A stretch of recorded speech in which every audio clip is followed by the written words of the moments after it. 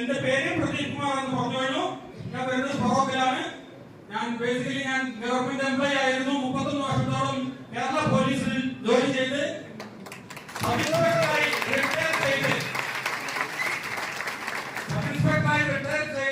Retirement enjoy ചെയ്തിരിക്കുന്ന അവസരത്തിലാണ് എന്റെ ഫ്രണ്ട്, ഞങ്ങൾ 1ാം ക്ലാസ് മുതൽ ഒന്നിച്ച് പഠിച്ച എന്റെ ഫ്രണ്ട് എനിക്ക് ബിന്ദു മാഡം ഈ ബിസിനസ് ഓപ്പർച്യൂണിറ്റി എനിക്ക് പരിചയപ്പെടുത്തി തരുന്നത്.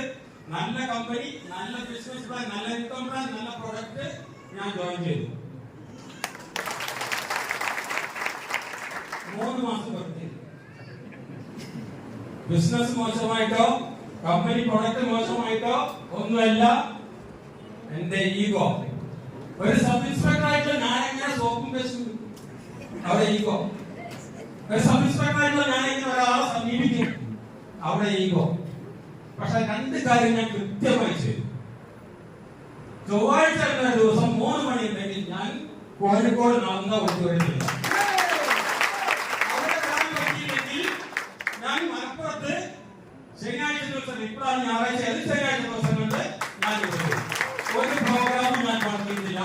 അതുപോലെ തന്നെ പ്രൊഡക്റ്റ് യൂസ് ചെയ്തു. ഇത് 2 കൃത്യമായി ചെന്നു. യൂണിവേഴ്സിറ്റി വളരെ സന്തോഷം.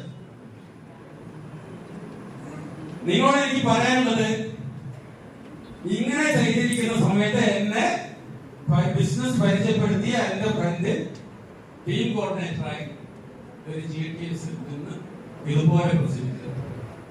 ഒരു വീട്ടമ്മയായ അവർക്ക് ഇത് ചെയ്യാൻ പറ്റുമെങ്കിൽ എന്തുകൊണ്ട് എനിക്ക് ചെയ്തുകൂടാ എന്നുള്ളത് തിരിച്ചറിവ് എനിക്ക് അപ്പോഴുണ്ടായത്. ഞാൻ എന്ത് ചെയ്തു?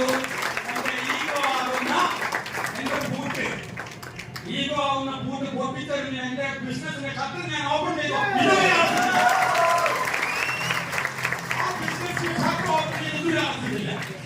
ഞാൻ ഇവിടെ നിൽക്കുന്നതാണ്. നിങ്ങളും അതുപോലെ തന്നെ